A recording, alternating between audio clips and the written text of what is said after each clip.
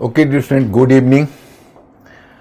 सबसे पहले तो मैं आपसे एक सूचना चाहूँगा कि क्या आपने आज रशियन रिवॉल्यूशन पर जो मैटर हमने भेजा था उसको डाउनलोड किया, पढ़ा, कुछ भी पढ़ा या नहीं, डाउनलोड किया या नहीं, ये पहले बताइए। जल्दी हमें इन्फॉर्म करिए। I am just waiting for your answer. Maximum yes. Okay, तो आप फुर्ती से डाउनलोड किया करिए ताकि आप पहले से पढ़ के हमारे सामने उपस्थित हों। ज़्यादा नहीं होगा, 4 पेज के करीब होगा, उसको आप पढ़ सकते हैं। दूसरी बात, जो मैं आपको इंटीग्रेटेड अप्रोच बता रहा हूं, आप यही मानकर चलिए, चाहे जो भी सोशल साइंस है, सोशल साइंस में महारत हासिल करने का एक ही साधन है, वो है इंटीग्रेटेड अप्रोच। क्योंकि आप स्काई द लिमिट, इतना बड़ा सिलेबस है, आप उसको कहां तक इंफॉर्मेशन को गैदर करके आप मतलब योग्यता हासिल करेंगे। आपको अपनी समझ विकसित करनी होगी ताकि जो उपलब्ध इंफॉर्मेशन है उसी के आधार पर आप आंसर राइटिंग अच्छे ढंग से कर सके। तो एक तो इंटीग्रेटेड अप्रोच जो मैं बता रहा हूं, क्या वो आप लोग डेवलप कर पा रहे हो या नहीं? हाँ या ना आप उत्तर दो कि क्या इंटीग्रेटेड अप्रोच डेवलप जो मैं तरीके से कर रहा हूं उससे कुछ फर्क पता चल रहा है या नहीं? हाँ या ना?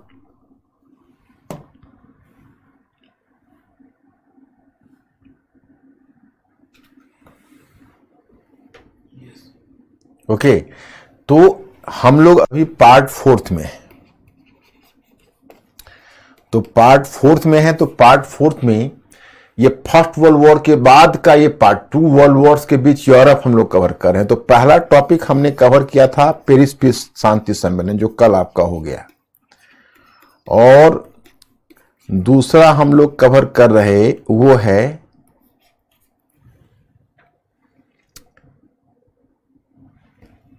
रूस की क्रांति, और तीसरा हम लोग कवर करेंगे जिसका मैटर संभवतः कल मैं आपको भेजूं, वह है विश्व आर्थिक मंदी। फर्क क्या है? जैसे प्रथम विश्व युद्ध को पूंजीवाद का प्रथम बड़ा संकट माना है लेनिन ने। तो जब भी पूंजीवाद में संकट आता है तो समाजवाद की प्रगति होती है। तो इसी आधार पर तुमने देखा होगा कि जो मैंने मैटर आपको भेजा खंड 4 में, उसको मैंने रूस की क्रांति को पूंजीवाद का प्रथम संकट और विश्व आर्थिक मंदी को पूंजीवाद का दूसरा संकट कहा है। तो ये पेरिस शांति सम्मेलन, रूस की क्रांति और विश्व आर्थिक मंदी, इन तीनों से निकलेगी एक विचारधारा जो होगा फासीवाद और नाजीवाद, और वह यूरोप में एक आक्रामक विदेश नीति को अख्तियार करेगा और अंत में सेकेंड वर्ल्ड वॉर घटित होगा। तो सेकेंड वर्ल्ड वॉर पर जाकर हम लोग रुक जाएंगे और तब आपका 5वां पार्ट होगा सेकेंड वर्ल्ड वॉर के बाद। तो आपको उसके बाद तो सिलेबस के अनुसार 3-4 ही टॉपिक हम कवर करेंगे। जैसे आपका एक टॉपिक कवर करेंगे सेकेंड वर्ल्ड वॉर के बाद शीत युद्ध कैसे आरंभ हुआ, तृतीय विश्व में कैसे शीत युद्ध यूरोप में आरंभ हुआ, किस प्रकार से उपनिवेश मुक्ति को प्रोत्साहन मिला, कैसे एशिया और अफ्रीका में डीकोलोनाइजेशन हुआ, उपनिवेश मुक्ति हुई, फिर तृतीय विश्व की अवधारणा कैसे आई। एक तरफ तृतीय विश्व गुटनिरपेक्ष आंदोलन की तरफ भी जा रहा है। तृतीय विश्व में जो दोनों महाशक्तियां हैं वो युद्ध का प्रसार भी कर रहे हैं, जिसको शीत युद्ध का प्रसार। तो सिलेबस के अनुसार तो इतना ही। अच्छा, यूएनओ है, वो शांति स्थापित करने के लिए प्रयत्न कर रहा है, जो लीग ऑफ नेशंस की अगली कड़ी है। तो इतनी चीजें तो हम सिलेबस के अनुसार कवर कर देंगे कि क्वेश्चन इतने एरिया से आ सकता है। उसके बाद अगर आप लोगों ने योग्यता दिखाई कि इंटीग्रेटेड अप्रोच, तो हम आपको तब 2020 तक लाकर छोड़ेंगे कि चलो देखो ऐसे ऐसे उसके बाद चेंजेज हुआ। उसके बाद जो भी उसी में आपको अभी वर्तमान में आप देखोगे वर्ल्ड इकोनॉमिक एसोसिएशन से लेके वाशिंगटन कंसेंसस, सोवियत रूस का विघटन, वर्तमान विश्व में होने वाले परिवर्तन, I will try to cover everything. लेकिन वो उसमें उसमें उसमें फिर संक्षिप्त में आपको चर्चा करूंगा, लेकिन संक्षिप्त चर्चा करके आपको सोचने वाला प्राणी बनाना है तो वर्तमान कंटेक्स्ट तक लाना पड़ेगा ताकि जीएस का सारा द्वार आपका खुल जाए। लेकिन वह तभी संभव होगा जब आप हमें इतना, जितना मैं पार्ट 5 तक करवाऊं तब तक आप लोग हमें आश्वासन दे दोगे कि हम इंटीग्रेट कर पा रहे हैं और हमारी समझ विकसित हो रही है। नहीं तो फिर हमें समय खराब करने से कोई फायदा नहीं है, उसमें कम से कम हमको 3 क्लास और लग जाएगा। तो वो आप लोगों के डिसीजन पर डिपेंड करेगा। मैं उस समय जाके रुक के पूछ लूंगा कि आपका सिलेबस तो समाप्त हो गया। अब अगर आप लोग हमें यह सिद्ध कर दे कि हाँ पीछे हमने इंटीग्रेट कर लिया है, तो हम 3 क्लास का जोखिम मूल्य, उसको मैं मैटर बहुत उसमें अच्छा सा मैटर में दे सकता हूं। तो लेकिन वो हमारे सिलेबस का पार्ट नहीं है, वो हमको कॉन्टेम्पररी तक लाके छोड़ेगा, जो आपके जीएस के बाकी पार्ट से जोड़ेगा। तो डिपेंड करेगा कि आप लोग वहां तक हमारा साथ दे पाओगे, तभी जब पार्ट 5 तक आप साथ दे पाओगे। तो एक तो ये हुआ। अब दूसरा आते हैं कल के क्वेश्चन। कल मैंने एक होमवर्क दिया, उसको देता हूं और फिर आगे बढ़ता हूं। अंकुर, क्या है क्वेश्चन? नीचे नीचे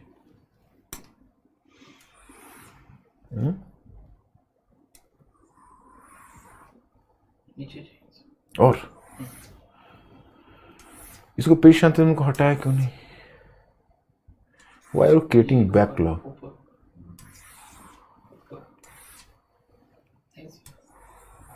आप नीचे जा रहे हैं, ऊपर जाइए। Oh, बस why are you creating problem? There is no question. हाँ, yes. पेरिस शांति सम्मेलन को शांति सम्मेलन कहना सर्वथा अनुचित है, परीक्षण कीजिए। आप पहले पूछो मेरे स्टूडेंट से, ये लोग आंसर किया या मेरे हेल्प की आवश्यकता है? पेरिस शांति सम्मेलन को शांति सम्मेलन कहना सर्वथा अनुचित है, परीक्षण कीजिए।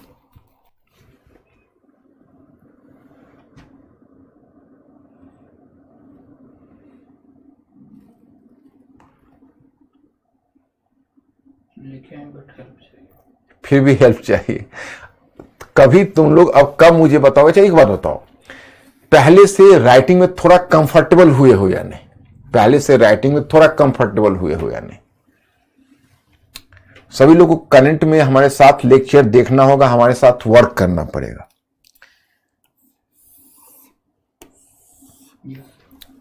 पहले से कंफर्टेबल हुए हैं? अच्छा देखो, अब देखो, आपके पास एक कहावत आपने सुनी होगी, जितना शक्कर डालोगे उतना मीठा होगा। लेकिन अब कितना शक्कर तुम जमा कर चुके हो उस पर डिपेंड करेगा। अब जैसे इसको हमको शुरू करने के लिए कहोगे, जब मैं शुरू करूंगा तुमको कहूंगा इतना अच्छी पंक्ति मुझे क्यों नहीं आती, तुम्हें भी आ जाएगी। तुमको थोड़ा सोचो, पढ़ने के बाद एक तो मैंने कहा कॉपी बनाओ जिसमें इंपॉर्टेंट लाइन और शब्द मुहावरे लिखो, और बार बार पढ़ने के बाद उस पर सोचिए। सोचने से फिर ये चीज देखो, यहां पर जैसे हम शुरू कर सकते हैं कि शायद ही, एक मिनट नहीं, हाँ हाँ, पेरिस शांति सम्मेलन, पेरिस शांति सम्मेलन, पेरिस शांति सम्मेलन ने अपने नाम के विपरीत परिणाम उत्पन्न किया। अभी तो आप भी लिख सकते हो, परिणाम उत्पन्न किया। शायद ही कोई दूसरे सम्मेलन ने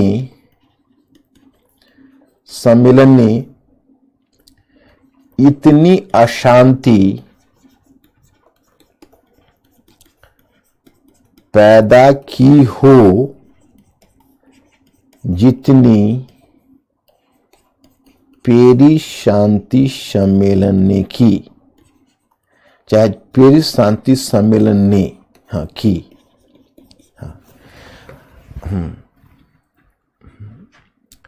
अब देखो, यहां पर मैं एक बात कहना चाहता हूं कि एक अमेरिकन डिप्लोमेट है हेनरी किसिंगर, उसका नाम मैंने कई बार आपको बताया। हेनरी किसिंगर ने कहा कि वियना कांग्रेस से पेरिस शांति सम्मेलन की तुलना की। पेरिस शांति सम्मेलन पर उन्होंने भी रिसर्च किया। उन्होंने कहा कि वियना कांग्रेस इस मामले में व्यवहारिक था कि वियना कांग्रेस में जो इच्छित था का मतलब कि जो आप इच्छा करना चाहते हो, आप समझ रहे हो कि नहीं, जो इच्छित था और जो संभव था उसमें बेहतर सामंजस्य स्थापित किया गया था। Congress of Vienna tried to strike a compromise between what was desired and what could be achieved. मतलब जो हम इच्छा तो बड़ी बड़ी करते हैं, जैसे हमारी इच्छा है कि हमारे पास एक बहुत बड़ा महल हो जाए, लेकिन इच्छा करने से क्या होगी, संभव है कि नहीं। तो जो वियना कांग्रेस ने वही इच्छा की जो संभव था, और पेरिस शांति सम्मेलन ने इच्छा और संभव में संबंध तोड़ दिया। तो इतना तो क्लिष्ट लिखने की आवश्यकता नहीं, तुमको यह कर सकते हो कि पेरिस शांति सम्मेलन की तुलना में, वियना कांग्रेस की तुलना में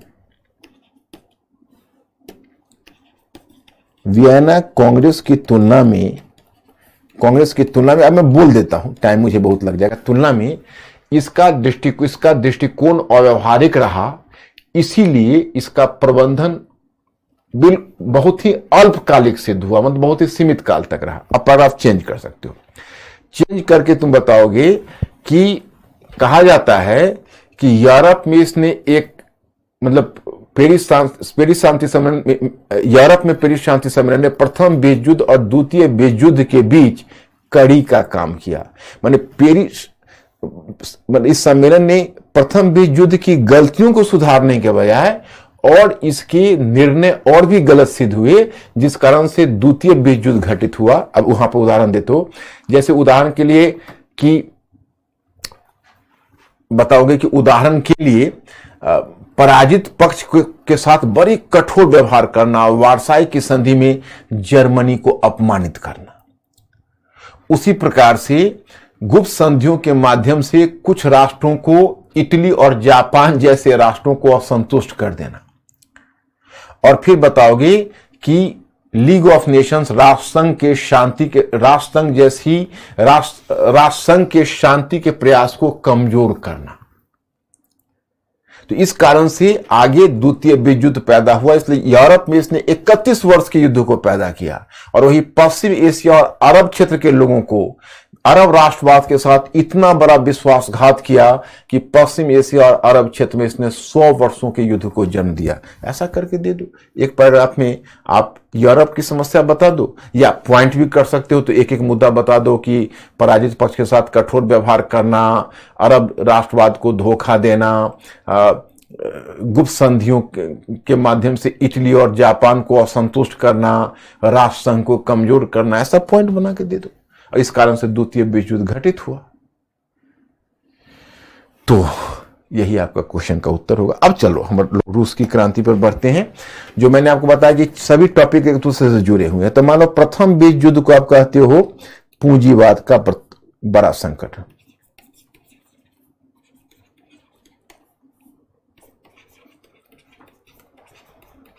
पूंजीवाद का प्रथम बड़ा संकट। अब यहां पर बताओगे रूस की क्रांति।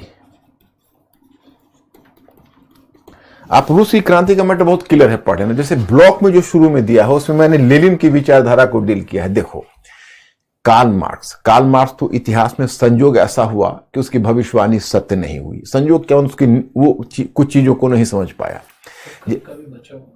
क्या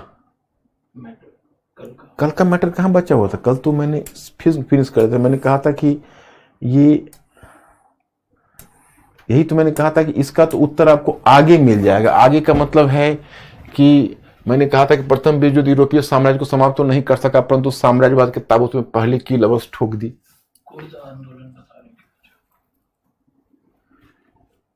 कुर्द आंदोलन, अच्छा हाँ, मैंने बताना था ना। हाँ नहीं, कुर्द आंदोलन तो बता चुके थे मैं। कुर्द आंदोलन तो मैंने बता चुका था, यही बताया था ना आपको। मैंने बताया था कि देखो, जैसे अरब राष्ट्रवाद, तो जब एक तो अरब राष्ट्रवाद के साथ विश्वासघात हुआ, तो आप जानते हो कि कैसे हुसैन और फैसल के मिसयूज किया गया। और फिर प्रथम विश्व युद्ध के बाद जो अरब राष्ट्र को 6 भागों में बांटकर जब आपस में जब उन्होंने ऐसे उन्होंने फ्रांस और ब्रिटेन के मैंडेट में रख दिया, उस समय भी ये बात उठी कुर्द को कि आपने जो पूरे क्षेत्र को अरब लोगों को आश्वासन दिया है, तो हम कुर्द कहां जाएंगे, हमारा राष्ट्र कहां जाएगा। तो कुर्द लोगों ने मांग की कि भाई अरब लोगों को आप पहचान दे रहे हो, तो हम कुर्दों को क्यों दबा रहे हो, हमें भी पहचान दो। और मैं बताऊं कुर्द के बारे में, कुर्द पहले दो देशों में थे, दो देशों में, एक ऑटोमन साम्राज्य के अंतर्गत, दूसरा ईरानी साम्राज्य के अंतर्गत, क्योंकि ईरान पहले से ही ओरिजिनल साम्राज्य था।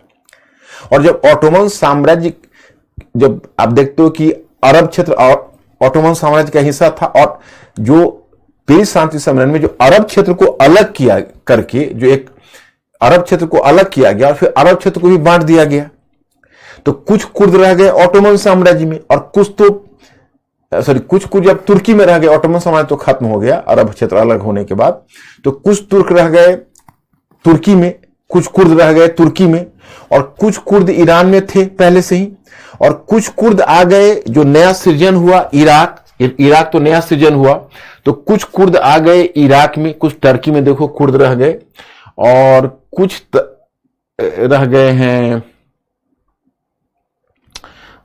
कुछ इराक में आ गए, और कुछ कुर्द सीरिया में आ गए। तो कुछ इराक, कुछ सीरिया, कुछ तुर्की और कुछ ईरान, और 4 देशों में कुर्द है। तो ये कुर्द लोग मांग कर रहे हैं कि हम पूरी क्षेत्रों के कुर्द को मिलाकर एक पृथक कुर्दिस्तान को जन्म दीजिए। अब यही समस्या आज वर्तमान में कुर्दिस्तान की समस्या है, पता है आपको। जैसे जब संयुक्त राज्य अमेरिका यूएसए ने जब इराक पर हमला किया, तो इराक में 2003 में दूसरा इराक हुआ जिसको बोलते हैं, तो सद्दाम हुसैन की सरकार को गिरा दिया। तो सद्दाम हुसैन की सरकार को गिरा दिया और वहां पर एक तरह से कब्जा कर लिया था और अपना एक पिट्ठू सरकार बना लिया था। लेकिन 2009 में जब बराक ओबामा ने निर्णय लिया कि अब इराक को खाली करेंगे, मेरी बात समझ पा रहे हो कि नहीं, तो निर्णय लिया कि इराक को खाली करेंगे, तो उसने क्या किया कि इराक में जनसंख्या ऐसे था कि 20% सुन्नी थे और 20% कुर्द थे और 60% शिया थे। तो सद्दाम हुसैन सुन्नी था, लेकिन 20% सुन्नी होके वो 60% शिया और 20% कुर्द को दबाकर शासन कर रहा था। अमेरिका ने जब सद्दाम हुसैन को हटा दिया, तो उसने क्या किया कि एक तो सत्ता शिया के हाथ में चली गई, और दूसरा कुर्द लोगों को ऑटोनॉमी देने के लिए यूएसए ने एक पृथक एक रीजन बना दिया, कुर्द ऑटोनोमस रीजन इराक में। यह कह के यूएसए चला गया। जहां इराक के कुर्दों को ऑटोनॉमी मिली, तो ईरान के कुर्द में भी हलचल आ गई। सीरिया के कुर्द में तो एक सुविधा यह है कि सीरिया में कोई सुन्नी शासन नहीं है, वहां पर एक अलवाइट है बशर उल असद जो शिया का ही ब्रांच है, और वहां पर सुन्नियों से जो संघर्ष बशर उल असद का हो रहा है कई राष्ट्रों से, सुन्नी ऑर्गेनाइजेशन से, तो उसमें कुर्द भी उसकी सहायता करे। तो कुर्द तो सीरिया के कुर्द तो खैर मैनेज हो गए, सबसे समस्या पैदा करें तुर्की के कुर्द। तो वहां जो एर्दोआन की सरकार है, रिसेप तैयप एर्दोआन की, वो कुर्दों का दमन तुर्की में कर रही है, वो कुर्दों से परेशान है। तो आज कुर्द की समस्या पश्चिम एशिया की बड़ी समस्या है, और ये कुर्द की समस्या भी उसी फर्स्ट वर्ल्ड वॉर के बाद जो अरब राष्ट्र की बात हो रही थी, उसी समय कुर्द राष्ट्र की भी मांग उठी थी और एक पृथक कुर्दिस्तान की मांग उठाई गई। आज कुर्द 4 राष्ट्रों में है, तुर्की, ईरान, इराक और सीरिया, और वो एक अभी भी सपना देख रहे हैं कि हम चारों अपने अपने भूभाग को मिलाकर हम एक पृथक कुर्दिस्तान बनाएंगे। तो अंकुर जरा पूछिए कि समझा पाए हम इनको। क्या कर रहे हो? फिलिस्तीन वाला भी मैटर, कल आपने कहा था कि 20 मिनट लगेगा मुझे। ओह हाँ, मैं स्टूडेंट्स पॉसिबली फॉरगॉटन। अंकुर तुम भी याद रखना, सही बोले। तो पहले कुर्दिस्तान में ओके करो, तो मैं पैलेस्टाइन भी समझा देता हूं। ओके है। अब चलिए फिलिस्तीनी में मैं चलता हूं। फिलिस्तीनी में तो कल मैंने आपको बताया था कि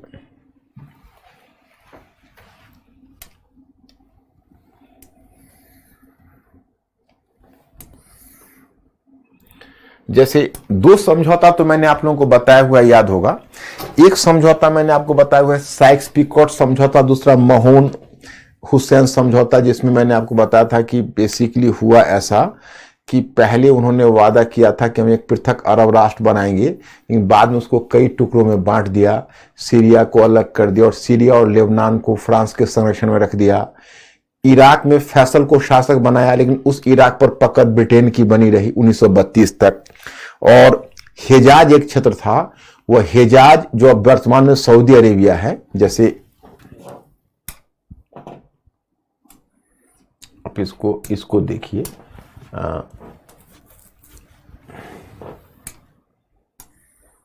देखिए ये है। तो यहां पर क्या है कि ये आप देख रहे हो, वो पहले उन्होंने वादा ये किया था कि हम ये पूरा क्षेत्र, ये देख रहे हो ना, ये पूरा क्षेत्र अरब क्षेत्र है, ये पूरा क्षेत्र को मिला के एक राष्ट्र बनाएंगे। बाद में क्या किया, साइक्स-पिकोट एग्रीमेंट में पहले ब्रिटेन और फ्रांस को आपस में बांटना है। तो ये जो सऊदी अरेबिया तुम देख रहे हो, उसका पहले का नाम था हिजाज। तो हिजाज रख दिया उन्होंने हुसैन, वही हुसैन जो ग्रैंड शरीफ ऑफ मक्का था, उसको हिजाज का शासक बना दिया। लेकिन जो हुसैन था वो ब्रिटेन के ही देखरेख में काम करता था। और एक क्षेत्र इराक अलग किया और इराक में उन्होंने इस्टेब्लिश कर दिया फैसल, हुसैन के बेटे फैसल को वहां का शासक बना दिया, परंतु वहां पर भी ब्रिटेन का दबदबा रख दिया गया। और तीसरा है ट्रांस जोर्डन।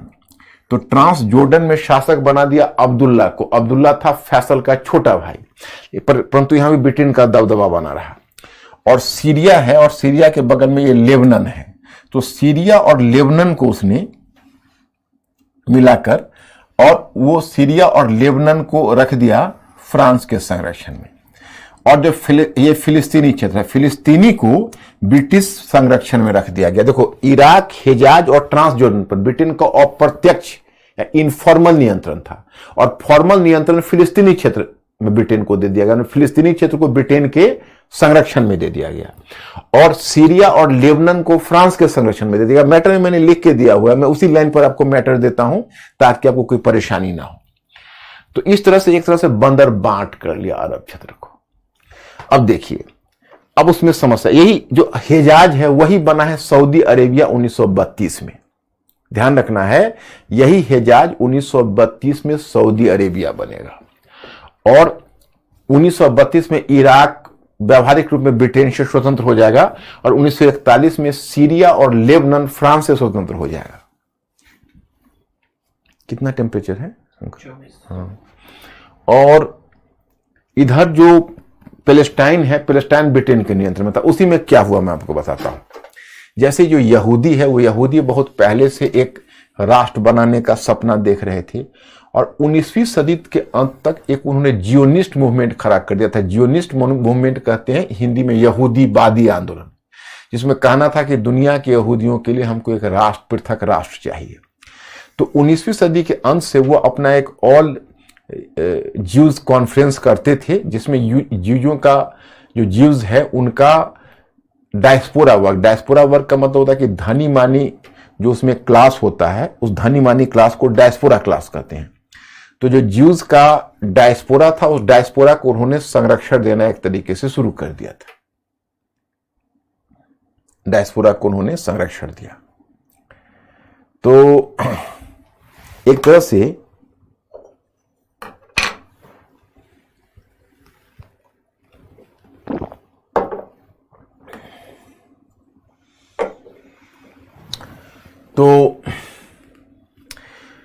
जो ज्यूज का डायस्पोरा है वो अपना आंदोलन को संरक्षण दे रहा था। तो उन लोग सपना देखा हुआ था कि हम फिलिस्तीनी क्षेत्र में अपना राष्ट्र बनाएंगे। तो आप कहोगे कि भाई यहूदी भी क्या करते, क्योंकि दुनिया के बाकी क्षेत्रों में वो धक्के खा रहे थे, आपका के मन में यही होगा। और विशेषकर यहूदियों के साथ एक समस्या क्या थी कि वो एक बहुत सफल व्यवसायी थे।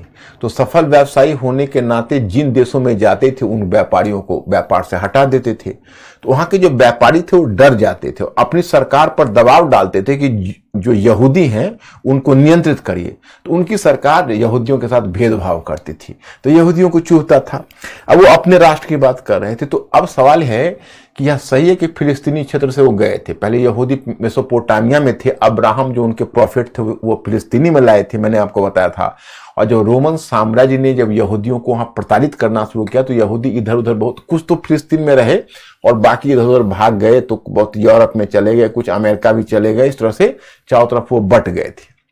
जिन देशों में जाते थे उनको डिस्क्रिमिनेशन मिलता था, तो वो कष्ट में अपने को महसूस करते थे और चाहते थे कि हमें एक राष्ट्र मिले। अब ये सही या गलत है मैं इसलिए कहना चाहूंगा क्योंकि देखो, अब हर नस्ल के लोग और हर रेशियल ग्रुप या हर अगर इस तरह के कल्चरल ग्रुप अब एक अलग राष्ट्र मांगेंगे। जैसे आप होटल में सभी लोग जाओगे, कहोगे भाई हमें एक अलग कमरा चाहिए, और लोगों की संख्या ज्यादा है तो कमरा कैसे मिलेगी? तो डॉर्मेट्री में भी तो गुजारा करना पड़ता है कि 10-12 लोग को एक ही हॉल में सुला दिया जाता है। वही बात राष्ट्र की है। अब जैसे इंडिया है, इंडिया में अलग अलग कल्चर ग्रुप कहेंगे भाई हम राष्ट्र बनना चाहेंगे, तो आपको राष्ट्र कैसे मिलेगा? आपको मिलजुल के रहना है डॉर्मेट्री टाइप से, लिव एंड लेट लिव। तो यहूदियों का कहना था कि हम राष्ट्र, और फिलिस्तीनी एक लंबे 7वीं सदी से ही फिलिस्तीनी उस क्षेत्र में रह रहे थे, तो अब उनको विस्थापित करके यहूदियों को बसाना ये संभव नहीं था। अब इतिहास इतनी, अब मॉडर्न नेशन को आप ओल्ड कार्टोग्राफी पर तो नहीं आप इस्टेब्लिश कर सकते हो। आप कहोगे भाई मुगल चले जाएं बल्ख और बुखारा फिर लौट के, तो फिर कजाकिस्तान को आपत्ति हो जाएगी जो वहां पर ऑलरेडी है, वहां के जो नेटिव लोग हैं। तो दुनिया में लोगों का इसी तरह से ट्रांसफर पोस्टिंग हुआ, बहुत सारे लोग हैं माइग्रेट करके दूसरी तरफ गए। अब जो जहां गए अगर लौटना चाहेंगे तो कितनी समस्याएं होगी। लेकिन यहूदियों को जीत थी कि हमें फिलिस्तीनी में अपना राष्ट्र चाहिए। जब फर्स्ट वर्ल्ड वॉर शुरू हुआ तो यहूदी तो बहुत धनी थे, बहुत रिच, तो ब्रिटेन को कुछ पैसों की जरूरत हुई, रिसोर्सेस की, तो ब्रिटेन ने यहूदियों को, यहूदी जो लॉबी है उसको कहा कि भाई कुछ पेमेंट वगैरह करिए, कुछ पैसे वैसे लाइए। तो यहूदियों ने कहा कि देखिए हम पैसे तो देंगे, हमारे पास है और हम देंगे, हम सक्षम भी हैं, आपको आर्थिक सहायता इस युद्ध में करेंगे, लेकिन आप बदले में हमें राष्ट्र देने का आश्वासन दीजिए कि फिलिस्तीनी में आप हमें एक राष्ट्र देंगे। तो क्या हुआ कि ब्रिटेन ने, देखो दो गलतियां, दो तो ऑलरेडी उसने रायता फैला ही दिया था। एक तो उसने हसन माहौन एग्रीमेंट कर लिया था, दूसरा उसने सैक्स पिकॉट एग्रीमेंट कर लिया था। देखो तीसरी इसकी शैतानी देखो, इसने क्या किया कि बाल्फोर एक ब्रिटिश अधिकारी था, उसने बाल्फोर घोषणा 1917 में ले आई, बाल्फोर घोषणा। और ये बाल्फोर घोषणा में यह था कि ब्रिटिश अधिकारी था एक बाल्फोर, वो घोषणा लाई, उसमें था कि फिलिस्तीनी क्षेत्र में यहूदियों को एक राष्ट्र दिया जाएगा। ये 1917 में घोषणा आई, तब तक फिलिस्तीनी क्षेत्र ब्रिटेन के संरक्षण में नहीं आया था, परंतु अब 1921 में उस संरक्षण में आ गया, क्योंकि पेरिस शांति सम्मेलन ने फिलिस्तीनी क्षेत्र को ब्रिटिश संरक्षण में दे दिया। तो ब्रिटेन ने आराम से फिलिस्तीनी क्षेत्र को यहूदियों के लिए खोल दिया। अब दूर दराज से जो यहूदी थे वो यहूदी आने लगे फिलिस्तीनी क्षेत्र में, तो आने लगे। और वो पहले उन्होंने क्या चालाकी की, वो क्षेत्र, वहां तो पेट्रोलियम का भी कोई भंडार नहीं था, आप जानते हो, और वो मरुस्थलीय क्षेत्र था, डेजर्ट रीजन, और उसको बहुत पैसा देके लैंड खरीदने लगे। उनके पास पैसों की तो कमी नहीं थी। फिलिस्तीनी क्षेत्र को लग रहा था कि फिलिस्तीनी लोगों को कि आहा चारों तरफ से धन की वर्षा हमारे ऊपर हो रही है। उनको गेम प्लान कुछ समझ में आया नहीं, उधारा अंधाधुंध अपनी जमीनों की बिक्री कर दी और फिलिस्तीनियों ने उन जमीनों को खरीद के बसना शुरू किया। जब तक उनको समझ में आता तब तक फिलिस्तीनियों की अच्छी खासी जनसंख्या बस गई। और चूंकि फिलिस्तीनी क्षेत्र पर ब्रिटिश संरक्षण में था तो ये सारा काम ब्रिटिश मिली भगत से हुआ। अब जब यह पता चला फिलिस्तीनियों को कि अच्छी खासी यहूदी जनसंख्या बस गई, तो फिलिस्तीनी काफी नाराज हुए। उनसे भी अधिक नाराज अरब क्षेत्र के बाकी देश हुए, क्योंकि फिलिस्तीनी को अपना वो भाई बिरादर समझते थे। तो उनका कहना था कि भाई आपने यहूदियों को फिलिस्तीनियों के मत्थे क्यों थोपा। अब ब्रिटेन बहुत बैकफुट पर आ गया, क्योंकि देखो ब्रिटेन का क्या था कि जैसे ये जो पूरा अरब क्षेत्र और वेस्ट एशिया देखते हो, स्वेज नहर संकट से पहले वहां पर ब्रिटिश वर्चस्व था। संयुक्त राज्य अमेरिका का वहां पर उसमें वर्चस्व नहीं था। संयुक्त राज्य अमेरिका का वर्चस्व बना है स्वेज संकट के बाद। अब ये स्वेज नहर संकट क्या था, कैसे वर्चस्व बना, ये सारी बातें आपको समझ में आएगी जब आगे मैं आपको स्वेज नहर संकट समझाऊंगा। तब मैं ये बात भी आपको याद दिलाऊंगा लेकिन मुझे केवल एक ही डर है और आप लोगों से एक ही आश्वासन चाहिए कि आगे जब मैं इसकी चर्चा करेंगे तो आप विश्वास दिलाएंगे कि हां हमें याद है। कहीं ऐसा ना हो कि हम आगे बढ़ते जाएं और पीछे आप भूलते जाएं, तब तो हमारी पूरी योजना ही ध्वस्त हो जाएगी, क्योंकि मुझे तो आपको सोचने वाला प्राणी बनाना है। अब मैं जब वर्ल्ड हिस्ट्री समाप्त करूंगा तो मैं आप लोगों से पूछूंगा, क्योंकि अंकुर के माध्यम से, कि आप में से कितने लोग सोचने वाला प्राणी बन चुके हैं, और उम्मीद करता हूं कि आप अच्छे खासे लोग हां कहेंगे, क्योंकि टॉपिक से टॉपिक अगर हमारा लिंक बनता है, एक स्कॉलर एक लेमैन में क्या फर्क है? यही फर्क है कि स्कॉलर के सामने पूरी तस्वीर होती है और एक लेमैन वो अकेला तथ्य पढ़ता है, जो तथ्य उसका नहीं रह जाता। ना तुम कहीं ओपिनियन दे सकते हो, ना कहीं लिख सकते हो, ना कहीं कोई विचार दे सकते हो। भाई ऐसे पढ़ाई से फायदा क्या है? पहले तो पढ़ाई को एंजॉय करिए और फिर लिंक करके एक कॉन्फिडेंस अपने आप में पैदा करिए, और हम आपके साथ हैं। तो इस तरह से कोशिश करिए। तो जो बाल्फोर घोषणा आई 1917 में, तो उसके आधार पर यहूदियों को बसा दिया। जब अरब क्षेत्र के लोगों को पता चला, जब ब्रिटेन को लगे वो भला बुरा कहने, तो ब्रिटेन पड़ गया बहुत चक्कर में, क्योंकि देखो ब्रिटेन का वो पूरा एरिया था और वह कहीं ना कहीं मुस्लिम लोगों को, अरब क्षेत्र को अपना क्लाइंट स्टेट मानता था। और इंडिया में पार्टीशन का जो प्रोसेस 1947 में चल रहा था, तो जानबूझ के जिन्ना को, मतलब ब्रिटिश ने जिन्ना के को थोड़ा फेवर किया ताकि हमारे अरब क्लाइंट खुश हों। अब वही अरब क्लाइंट नाराज हो गए थे, ब्रिटिश को लेने के देने पड़ गए। तो ब्रिटिश को लगा कि अब ये मामला बिगड़ रहा है, तो उसने ये मामला यूएनओ में डाल दिया कि यूएनओ निर्णय ले यहूदियों और फिलिस्तीनियों के बारे में, स्वयं निकल लिया वहां से, फिलिस्तीनी क्षेत्र से। अब ब्रिटेन जिस समय निकला और यह मामला यूएनओ को गया, तो देखो अब यूएनओ की पैदाइशी के बाद ही यूएनओ ने पहली गलती की, दो गलतियां यूएनओ पैदा होने के बाद की। जो एक उसकी एक निष्पक्ष जो अंतर्राष्ट्रीय छवि थी उसको धक्का पहुंचा, क्योंकि 1947 में उसने कश्मीर पर अपना निर्णय दिया, वर्डिक्ट दिया, और 1947-48 में ही 1948 में उसने फिलिस्तीनी पर अपना वर्डिक्ट दिया। और ये दोनों वर्डिक्ट उसके पक्षपातपूर्ण थे। वो ब्रिटेन और अमेरिका के प्रभाव में दिया था। कश्मीर के मुद्दे पर उसने पाकिस्तान को फेवर किया था, और उस मुद्दे पर उसने यहूदियों को फेवर कर दिया। मतलब उसने कहा कि अरब क्षेत्र को दो भागों में, फिलिस्तीनी क्षेत्र को दो भागों में बांट दिया, और 65% भाग उसने फिलिस्तीनियों को दिया और 35% यहूदियों को दिया। 65% फिलिस्तीनियों को और 35% यहूदियों को। तो भाई यहूदी तो उससे ही खुश हो गए, 9 नगद 13 उधार, अरे जो मिल रहा है बहुत है। यहूदी तो अपना 35% पकड़ा, अपना एक इजराइल राष्ट्र बना लिया और प्रणाम करके बाकी देशों से आशीर्वाद प्राप्त किया कि देखिए आप लोग आशीर्वाद दीजिए, हम अपना राष्ट्र शुरू कर रहे हैं। उसकी तो बांछी खिल गई, वो भी उसको बहुत मिल गया। इंडिया ने भी उसको मान्यता दे दी। हालांकि इंडिया ने अपना वहां दूतावास नहीं बनाया, राजनयिक संबंध विकसित नहीं किए। इंडिया फिलिस्तीनियों से राजनयिक संबंध विकसित किया 1992 में, जब नरसिम्हा राव की सरकार थी। पहले इंडिया, चूंकि फिलिस्तीनियों को बुरा लगेगा ऐसा सोच के इंडिया उसमें हिस्सा नहीं लिया था। साउंड ठीक है ना? तो इस तरह से वो बात हो गई। तो लेकिन यहूदी ने रिजेक्ट कर दिया, अरब क्षेत्र के अरब राष्ट्रों ने रिजेक्ट कर दिया, और 1948 में अरब राष्ट्रों ने मिलकर इजराइल पर हमला किया।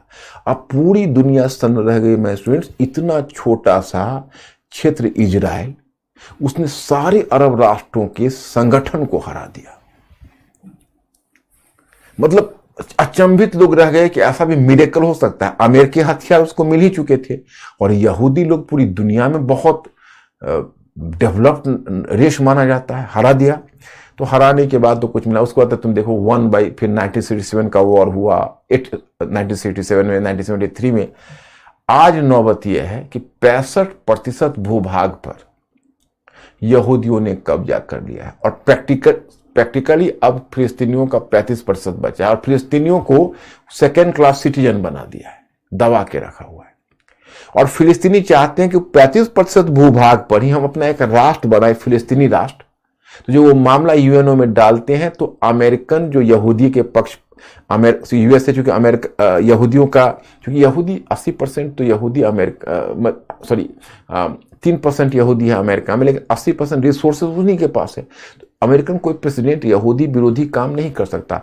बराक ओबामा को जाना पड़ा, डोनाल्ड ट्रंप आया यूएसए में, क्यों? यहूदी लॉबी ही उसको लाया। क्योंकि बराक ओबामा बाद में इंसाफ की बात करने लगा था, क्योंकि जेरूसलम में जबरन यहूदी पूर्वी जेरूसलम में अपने बस्तियां बसा रहे थे, फिलिस्तीनी क्षेत्र पर अपने यहूदी को बसा रहे थे। तो इस पर बराक ओबामा ने ऑब्जेक्शन किया, तो बराक ओबामा से नाराज हो गई यहूदी लॉबी, और उसने उनका जो अगला उत्तराधिकारी बिल क्लिंटन था, डेमोक्रेटिक पार्टी, उसको हरा दिया, और डोनाल्ड ट्रंप चूंकि प्रो यहूदी खुलकर था और सिरफिरा था, वैसे पागल प्रेसिडेंट को ला दिया। तो आप समझ सकते हो कि जो उस तरह का जो सिरफिरा प्रेसिडेंट है, उस सिरफिरा प्रेसिडेंट को ला दिया।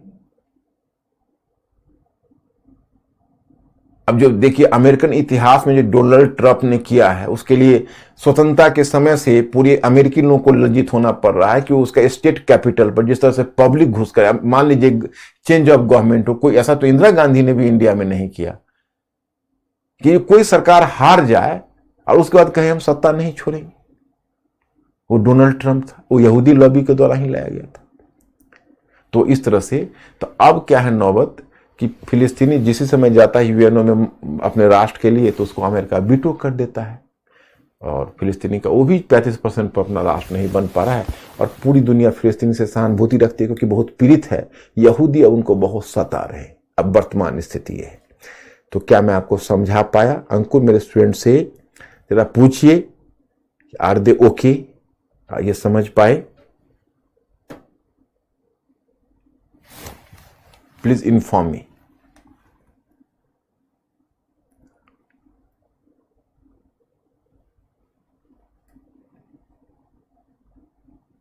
Maximum yes. अब इसमें जो कुछ नो भी हैं, तो उस नो का मेरे पास जवाब नहीं है। आपको मैटर रखा हुआ है इस पर, जिस मैटर में बिल्कुल उसी लाइन पर मैं पढ़ाता हूं जिस लाइन पर मैटर देता हूं, और फिर मैं क्लास में आप लोगों को जद्दोजहद करके समझाता हूं। तो नो वाले कौन है वो जरा सामने आए कि अब हमें क्या करना पड़ेगा। आप मैटर पढ़िए, क्लास में रेगुलर रहिए, आपको हर चीज शीशे की तरह साफ हो जाएगा। क्योंकि अगर आप इंटीग्रेट कर सकेंगे, लिखना सीख सकेंगे, सोचना सीख सकेंगे, तो वो हमारा वही लक्ष्य है। तो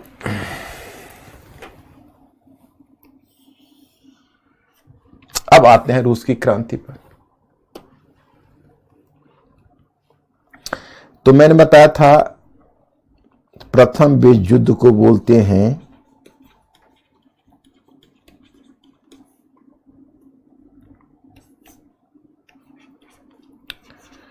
पूंजीवाद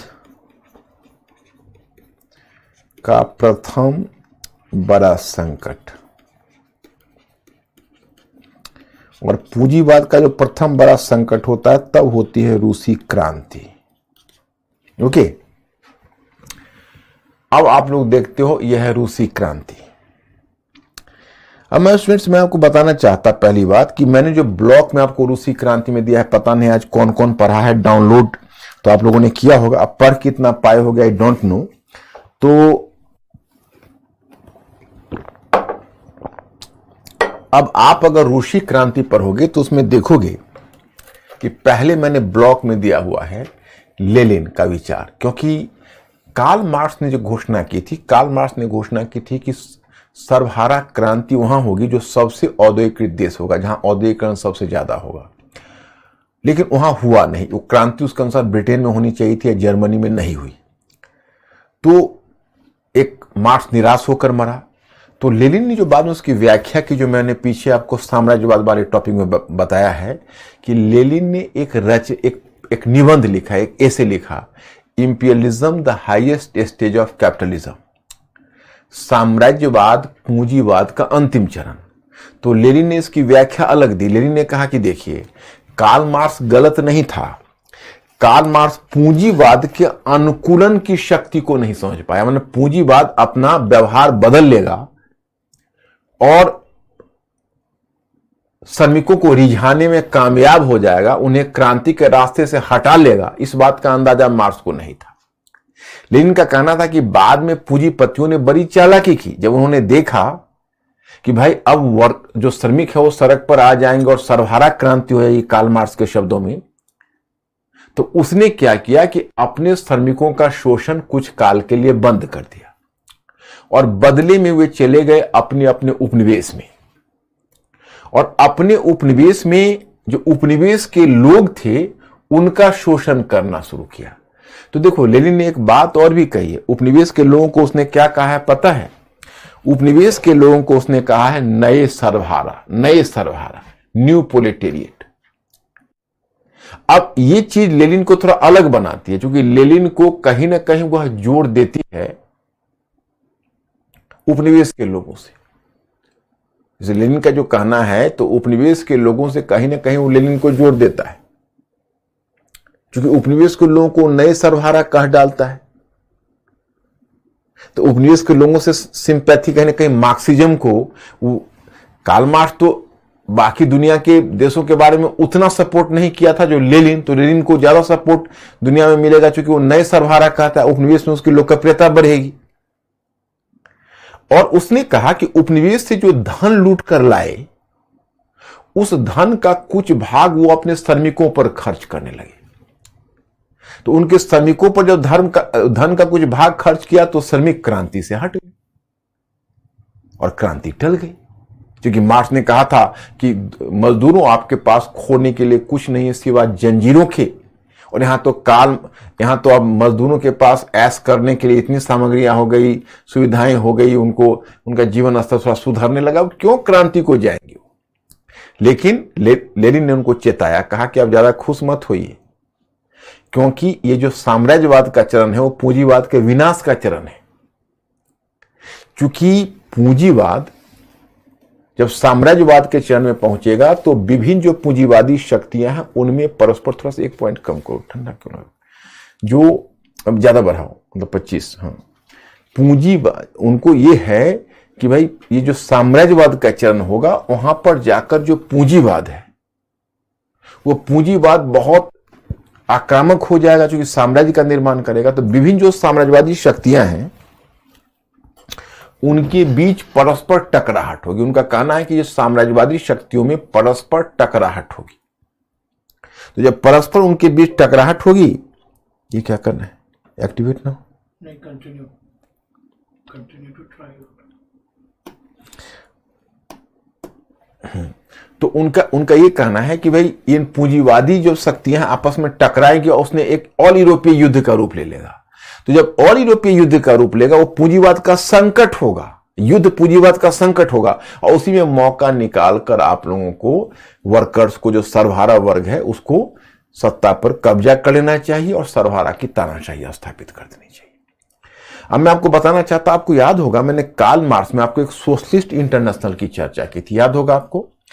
तो जो सोशलिस्ट इंटरनेशनल की चर्चा की थी वह पहला सोशलिस्ट इंटरनेशनल कार्ल मार्क्स ने बनाया था, 1664 में वो बना था, 1864 में बना था, लेकिन 1900 तक वो समाप्त हो गया था। तो 1900 में जो दूसरा सोशलिस्ट इंटरनेशनल है उसको लेनिन ने संगठित किया था, और समय समय पर सोशलिस्ट इंटरनेशनल की बैठक होती थी, उसमें दुनिया भर के कम्युनिस्ट के नेता भी आते थे, मार्क्सिस्ट वाले और सोशलिस्ट वाले। सोशलिस्ट और मार्क्सिज्म में क्या अंतर है मैं आपको समझा चुका हूं कि अरे सोशलिज्म में सारे चिंतक आ जाते हैं, जो डेमोक्रेटिक सोशलिस्ट है वो भी आ जाते हैं, जो प्रजातांत्रिक माध्यम से सुधार चाहते हैं, तो सभी आ जाते हैं सोशलिस्ट में, और मार्क्सिस्ट में वही आते हैं जो हिंसक क्रांति की बात करते हैं। तो इनमें से जो बहुत सारे थे उनका सोशलिस्ट लीडर्स वो भी इकट्ठे होते थे। तो उसमें जर्मनी में स्टुटगार्ट एक जगह है जहां पर मैडम कामा ने इंडिया का फ्लैग फहराया था। मॉडर्न हिस्ट्री में पढ़े होगे या पीटी वाले में पढ़ोगे, मैडम कामा ने इंडिया का फ्लैग फहराया था स्टुटगार्ट कांग्रेस में। तो जब वहां पर जब इकट्ठे हुए, मतलब सोशलिस्ट इंटरनेशनल की बैठक हुई, तो वहां पर एक विचार का मुद्दा यह था कि धीरे धीरे यूरोप प्रथम विश्व युद्ध की तरफ बढ़ रहा था। तो मुद्दा यह था कि अगर प्रथम विश्व युद्ध छिड़ जाता है तो सर्वहारा वर्ग को क्या करना चाहिए। तब यहां पर लेनिन का कहना था, और बाकी जो समाजवादी थे इस पर कंफ्यूज थे। लेनिन ने कहा कि देखिए कि इसमें यह मुद्दा था कि अगर प्रथम विश्व युद्ध छिड़ जाता है तो सोशलिस्ट और कम्युनिस्ट पार्टी को क्या करना चाहिए। तो लेनिन ने उसका समाधान दिया कि देखिए, सोशलिस्ट और कम्युनिस्ट पार्टी को राष्ट्रवाद की रौ में नहीं बहना चाहिए और उसे वक्त की प्रतीक्षा करनी चाहिए। जिसी समय युद्ध आरंभ होगा उसकी जो बुर्जुआ सरकार है, जो उसकी सरकार है, वो बुर्जुआ यानी पूंजीवादी पतियों की सरकार, वो कमजोर हो जाएगी। तो उसको अगर वो राष्ट्रवाद की रौ में बह जाएगा तो सरकार के साथ हो जाएगा। वो राष्ट्रवाद की रौ से अपने आप को दूर रखिए और सीधी हमला करे सत्ता पर कब्जा कर ले, सरभरा की तानाशाही स्थापित कर दे। यही तय हुआ। और जब 1914 में फर्स्ट वर्ल्ड वॉर शुरू हुआ तो लेनिन देखकर चकित रह गया। जो ये समाजवादी पार्टियां थीं वो राष्ट्रवाद की रौ में बह गई और वे अपने सरकार के साथ मिलकर युद्ध प्रयास के लिए वोटिंग करने लगी, सरकार का साथ देने लगी। तो लेनिन ने कहा कि देखिए, ये भेड़ की खाल में भेड़िया थे, हमें इनकी पहचान नहीं हो पाई। और उसी समय से लेनिन ने कम्युनिस्ट इंटरनेशनल अलग हो गया। 1920 में लेनिन ने पहला कम्युनिस्ट इंटरनेशनल बनाया है, क्योंकि सोशलिस्टों से लेनिन अलग हो गया। उसको लगा कि नहीं, ये पूंजीपति ही हैं, ये समाजवादी होने का नाटक कर रहे थे। इसलिए कम्युनिस्ट और सोशलिस्ट के बीच उसी समय उस प्रथम विश्व युद्ध में जो सोशलिस्ट पार्टी का रोल रहा, इसी कारण से दोनों में दरार आ गई। तो लेनिन की रणनीति उसमें अलग थी। अब लेनिन उस समय राष्ट्रवाद की रौ में नहीं बहा और जब प्रथम विश्व युद्ध चल रहा था रूस में, तो उसी का फायदा उठाकर उसने बोल्शेविक उस पार्टी का नाम था, रूस में पहली कम्युनिस्ट सरकार की स्थापना की। तो इतना पहले आप लोग ये श्योर करो कि इतना क्लियर हुआ आपका, फिर मैं आगे बढ़ूंगा। जरा सा अंकुर जरा पूछिए इनसे।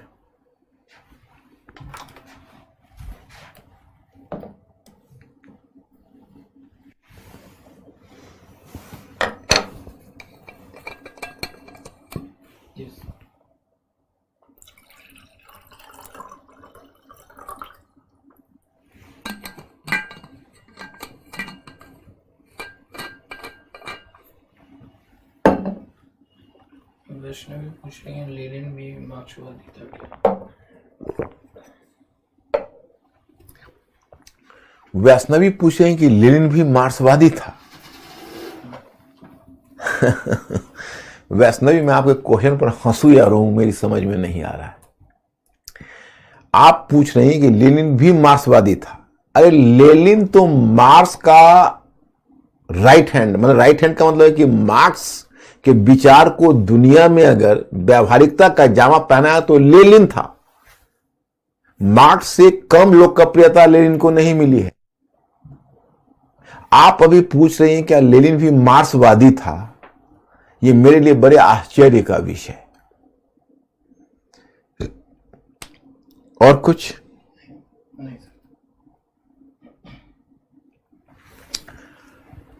तो ये हुआ उसके। अब देखो, वर्ल्ड हिस्ट्री में मैंने जहां आपको शुरू किया वहां बताया है कि 1789 का वर्ष और 1917 के वर्ष, यह दोनों वर्ष अत्यधिक महत्वपूर्ण है। 1789 के वर्ष में फ्रांस की क्रांति हुई और 1917 के वर्ष में रूस की क्रांति हुई, और दोनों एक दूसरे की कड़ी है। फ्रांस की क्रांति के विषय में डेविड थॉमसन ने कहा था कि फ्रांस की क्रांति उन प्रश्नों का जवाब थी जो 1789 से पहले यूरोप के समक्ष उपस्थित थी, और फ्रांस की क्रांति में जो प्रश्न अनुत्तरित रह गया, जिसका जवाब नहीं दिया गया, उसका जवाब देने के लिए रूस की क्रांति आई। तो जो 1917 की रूस की बोल्शेविक क्रांति है,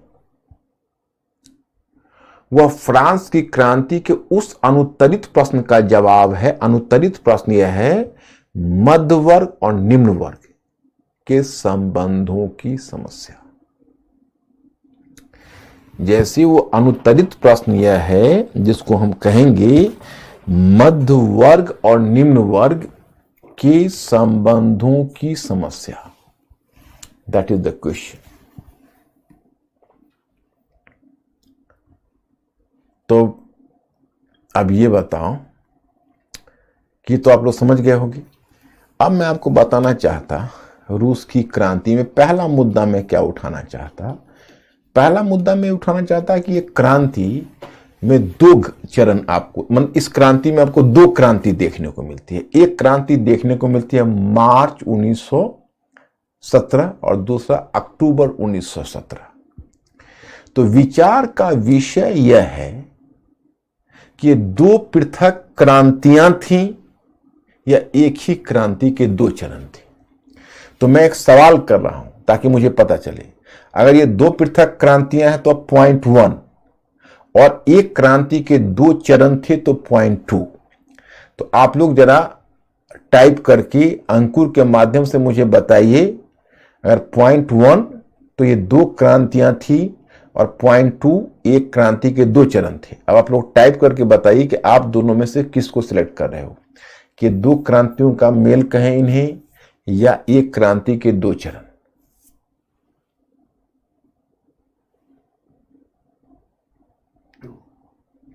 यस, एक क्रांति के दो चरण, यू आर राइट। तो इसमें मार्च क्रांति पहला चरण। अब देखो, अब सोच के देखिए, जैसे फ्रांस की क्रांति घटित हुई और फ्रांस की क्रांति ने मध्य वर्ग और निम्न वर्ग के संबंधों की समस्या को सुलझाने का प्रयत्न किया, परंतु सुलझा नहीं पाया। लेकिन समस्या तो वहां आई और जैकोबियन शासन ने उस क्रांति को बहुत आगे बढ़ा दिया। अगर यह क्रांति मार्च तक ही रुक गई होती तो ये फ्रांस की क्रांति के बराबर भी नहीं पहुंच पाती, क्योंकि फ्रांस की क्रांति में कम से कम जैकोबियन वर्ग ने तो बहुत सारे सुधार किए। तो इसलिए मार्च क्रांति अपने आप में पर्याप्त नहीं था। जो इसकी अक्टूबर क्रांति थी वही वास्तविक क्रांति थी, क्योंकि इसको हम बोल्शेविक क्रांति कहते हैं। जिस बोल्शेविक क्रांति के बाद दुनिया में पहला साम्यवादी सरकार स्थापित होगी रूस में, इसलिए यह क्रांति ही सबसे निर्णायक है। तो अब रूस की क्रांति में पहले हम कारणों पर विचार करेंगे। तो कारणों में एक कारण राजनीतिक है, जो राजतंत्रवाद निरंकुशता कह सकते हो। ये राजतंत्रवादी निरंकुशता क्या कारण है, देखिए। जैसे 1917 में जो रूसी राजतंत्र की स्थिति थी वह 1789 की फ्रांसीसी राजतंत्र से भी बदतर थी। 1789 में फ्रांस का राजतंत्र जितना निरंकुश था, 1917 का रूसी राजतंत्र उससे भी ज्यादा निरंकुश था।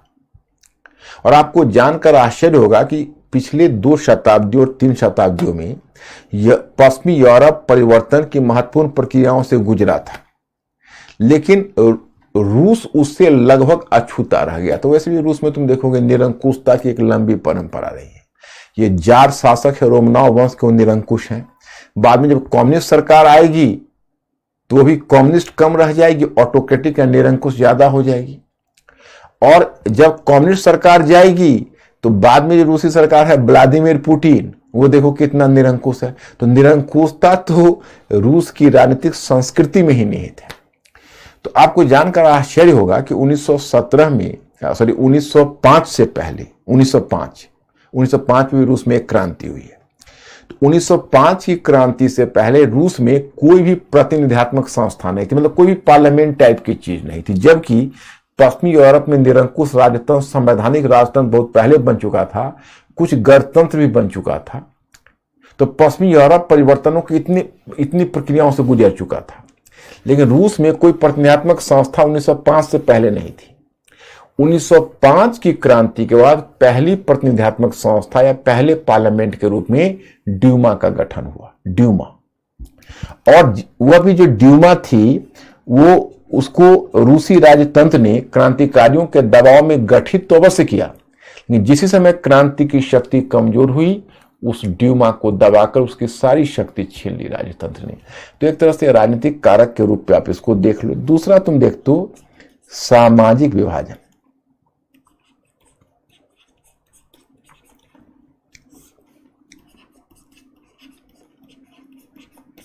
अब ये सामाजिक विभाजन का क्या मामला है?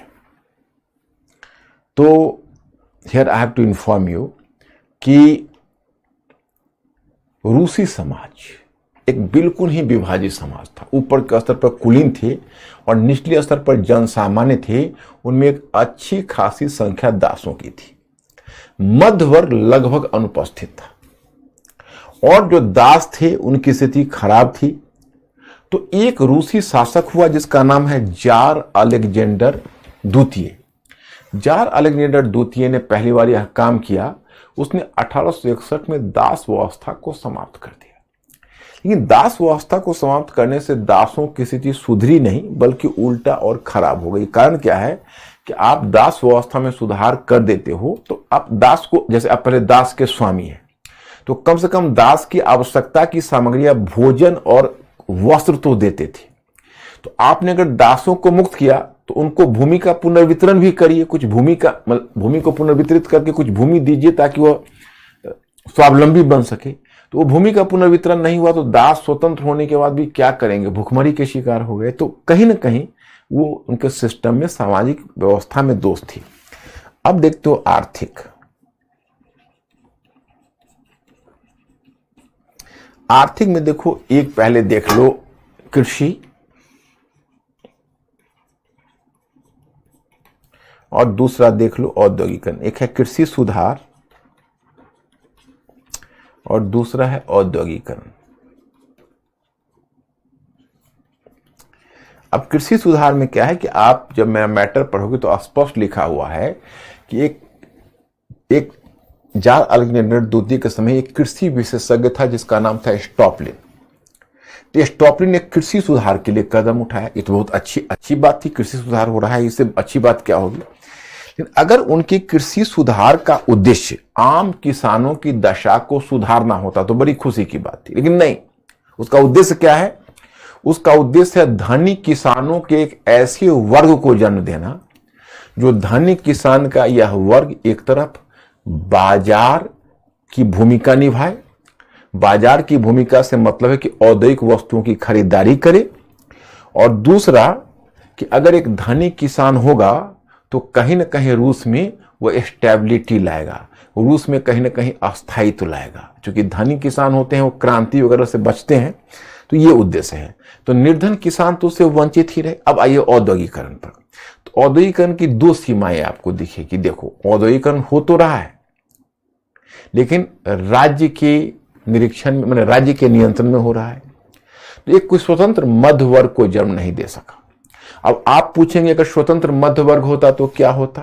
तो वही होता जो फ्रांस में हुआ। जैसे फ्रांस में क्रांति हुई तो निम्न वर्ग के हाथों में क्रांति क्यों नहीं पहुंच पाई? पहुंच भी पाई तो फिर वापस आ गई। अरे जैकोबिन के पास पहुंची लेकिन वापस आ गई। क्यों? क्योंकि वहां पर एक सशक्त मध्य वर्ग था जिसने क्रांति को हाईजैक कर लिया। यहां पर वैसा कोई मध्य वर्ग है नहीं। तो मार्च क्रांति हुई और तुरंत वो क्रांति निम्न वर्ग के हाथों में चली जाएगी और बोल्शेविक क्रांति घटित हो जाएगी। तो एक तो ये हुआ।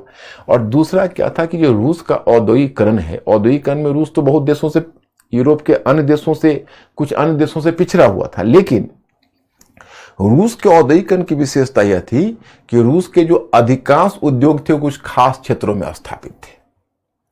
तो रूस के जो अधिकांश उद्योग कुछ खास क्षेत्रों में स्थापित थे तो उन क्षेत्रों में श्रमिकों की आवाजाही, आना जाना ज्यादा होता था। तो श्रमिकों में तेजी से वर्गीय चेतना आई, और तेजी से वर्गीय चेतना आई अर्थात श्रमिकों का सर्वहाराकरण बड़ी ही तेजी से हुआ। उनमें एक क्रांति की तरफ रुझान बढ़ा। ये आपका औद्योगिकरण हो गया। अब इसी सिलसिले में बताऊंगा कि चूंकि अब मजदूरों में ज्यादा क्रांति की चेतना विकसित हुई तो उसी क्रम में मैं आपको बताना चाहूंगा कि जो श्रमिक हैं वो अब वहां पर उसी में राजनीतिक दलों का गठन हुआ।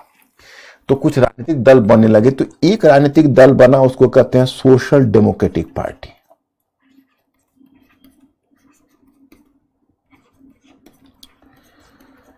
था सोशल डेमोक्रेटिक पार्टी 1895 में ही बना था। तो ये जो सोशल डेमोक्रेटिक पार्टी थी ये मजदूरों की पार्टी थी। एक दूसरी पार्टी भी गठित हुई जिसका नाम था सोशलिस्ट रेवोल्यूशनरी पार्टी।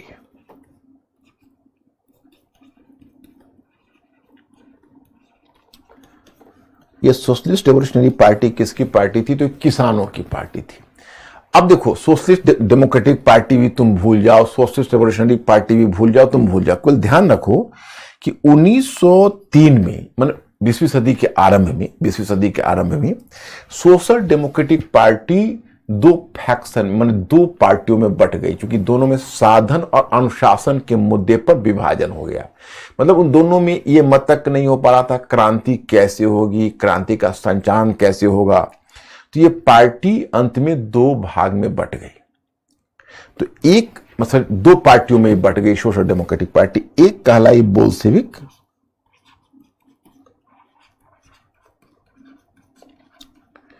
और दूसरी कहलाई मेंशेविक। तो एक बोल्शेविक पार्टी बन गई, दूसरी मेंशेविक पार्टी बन गई। तो जो बोल्शेविक पार्टी थी उसी का नेता लेनिन था। मेंशेविक पार्टी थोड़ी नरम थी और बोल्शेविक पार्टी थोड़ी गर्म थी, वो ज्यादा आक्रामक उसका रुख था। तो ये दो पार्टी बन गई। अब 2 पॉइंट आपको मैं और बता दूं तो बस हो जाएगा। एक पॉइंट मैं बताना चाहूंगा कि 1905 की क्रांति। अब 1905 में क्रांति की पृष्ठभूमि क्या थी? और संतोष तो पहले से ही चला आ रहा था, आप देख रहे हो। अब 1905 में ये 1905 का वर्ष रूस के लिए अपमान का वर्ष था। अब बताइए, उतना विशाल काय देश रूस एक छोटा सा पिग्मी राष्ट्र जापान के हाथों पिट गया। तो भाई अब रूस के लोगों को लगने लगा कि ये शासक किसी काम का नहीं है, ना तो हम लोगों को अच्छी जिंदगी दे सका और न अपने देश की इज्जत बचा सका। तो उसके विरुद्ध असंतोष और भी उमड़ने लगा। और इसी क्रम में जो मतलब कुछ किसान थे, जो किसान लोग भी बहुत पीड़ित थे, उन पर टैक्स का बहुत ज्यादा अधिभार था। तो कुछ किसानों का एक समूह था, अपना एक प्रतिनिधियों के साथ, अपना एक रिप्रेजेंटेटिव के साथ, वो उनका जो किंग कौन है? तो रोमनाव वंश का शासक उसमें जार निकोलस द्वितीय है। जार निकोलस, वही निक्की और विन्नी जो मैंने आपको समझाया था, याद होगा फर्स्ट वर्ल्ड वॉर में। विलियम कैसर है, वो जर्मनी का शासक है, उसको विलियम कैसर बोलते हैं। इसका नाम है जार निकोलस द्वितीय। जार निकोलस फर्स्ट पहले हुआ था, ये द्वितीय। तो जार निकोलस जो द्वितीय है वो शासक है। तो यही मतलब उसका विंटर पैलेस है, मतलब शरद ऋतु में किसी खास पैलेस में रहता है। वहीं पर किसानों के प्रतिनिधि गए और चाहा कि हम प्रतिवेदन दें। तो उसका जो पैलेस गार्ड है उसने रोका। तो पैलेस गार्ड ने उसे रोका, तो मतलब ये लोगों ने जिद की कि नहीं, हम जाएंगे, हम प्रतिवेदन देंगे। तो इसी पर पैलेस गार्ड ने गोलियां छोड़ दी। उसमें कुछ किसान मर गए, उनके नेता मर गए। इसको ये रविवार के दिन घटना हुई थी, इसको खूनी रविवार या खूनी एतवार बोलते हैं। मतलब ब्लड, मतलब आप कह सकते हैं कि ब्लडी संडे। तो अब ये जंगल की आग की तरह समाचार फैल गया पूरे रूस में। 1905 की क्रांति हो गई, जगह जगह किसान उसमें बहुत उग्र हो गए। मैंने किसान ही मुख्य रूप से उसमें भूमिका निभाई। अब जार निकोलस द्वितीय को लगा कि भाई तो लेने के देने पड़ जाएंगे, कुछ करना पड़ेगा। तो पहले वो झुक गया और झुककर उसने एक पहली प्रतिनिधात्मक संस्था, माने रूस का वो पहला पार्लियामेंट था, ड्यूमा का गठन किया। ड्यूमा का गठन किया और कुछ लोगों को रिप्रेजेंटेशन भी दिया। लेकिन देखा, और वो बहुत अवसरवादी कदम उठाया। देखा कि जिस समय क्रांति की शक्ति कमजोर हुई, उसने फायदा उठाकर ड्यूमा की दी गई शक्ति को वापस ले लिया और ड्यूमा को दबा दिया। ड्यूमा थी लेकिन उसकी शक्ति अब बहुत कम हो गई थी। तो 1905 की क्रांति कुल मिलाकर विफल ही हुई। अब हम आते हैं प्रथम विश्व युद्ध पर। जैसे देखो, प्रथम विश्व युद्ध की भूमिका पर देखिए। अब रूस की क्रांति के लिए प्रथम विश्व युद्ध को बहुत महत्वपूर्ण इसकी भूमिका मानी जाती है, क्योंकि मानी जाती है कि देखिए, जैसे 1905 की क्रांति के बाद कुछ रूसी शासक ने भी सबक सीखा था, और उससे पहले स्टॉपलिन ने कृषि सुधार पहले ही शुरू कर दिए थे। उधर सर्जे विट्टे के अधीन औद्योगिकरण के लिए प्रयास हो रहा था। तो कुछ कुछ सुधार की प्रक्रिया पहले से ही चल रही थी, और संभव था कि सुधार हो जाता और लोग क्रांति से हट जाते। फर्स्ट वर्ल्ड वॉर ने वह स्थिति पैदा कर दी जिससे रूस की क्रांति अवश्यंभावी हो गई, मतलब आवश्यक हो गई। देखो प्रथम विश्व युद्ध में क्या क्या गलतियां हुई उस पर गौर करना। पहली गलती यह हुई कि जो फर्स्ट वर्ल्ड वॉर हुआ, तो फर्स्ट वर्ल्ड वॉर में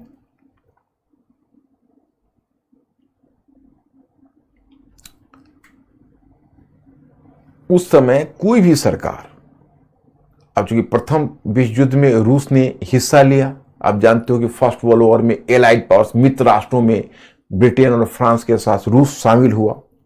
मैं प्रथम विश्व युद्ध की परिस्थिति आपको बता ही चुका हूं।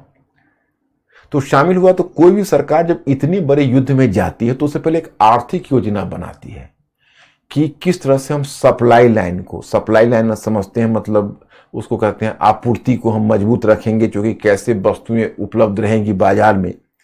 तो सप्लाई लाइन को मजबूत करना चाहता है। लेकिन यह एक ऐसी सरकार थी जिसने बिना किसी आर्थिक योजना के, देखो वैसे भी रूस में थोड़ा वस्तुओं की कमी थी, और वस्तुओं की कमी होने का कारण था कि रूस के औद्योगिकरण की विशेषता थी। जैसे रूस में जो औद्योगिकरण हुआ, तो मुख्य रूप से रूस की सरकार ने भारी उद्योगों की स्थापना पर बल दिया। तो उपभोक्ता संबंधी उद्योग वैसे भी वहां कम थे, तो उपभोक्ता संबंधी सामग्रियों की कमी पहले से भी थी, और युद्ध में अब जाने लगे तो बिना कोई योजना नहीं बनाई, तो वस्तुओं की जो सामग्रियों का अभाव हो गया, और सामग्रियों का अभाव हुआ तो उसने फिर दूसरी गलती कर डाली। अब दूसरी गलती क्या की कि चूंकि सामग्रियों का अभाव हो गया, तो उसने अब उसको, और जैसे आपके मार्केट में अगर गुड्स की कमी हो, तो आप देखते हो कि जब बाजार में स्कार्सिटी होती है और मांग बढ़ जाती है, तो आरबीआई क्या करता है, क्रेडिट कंट्रोल करता है, ये देखते हो। तो अगर आपके बाजार में अगर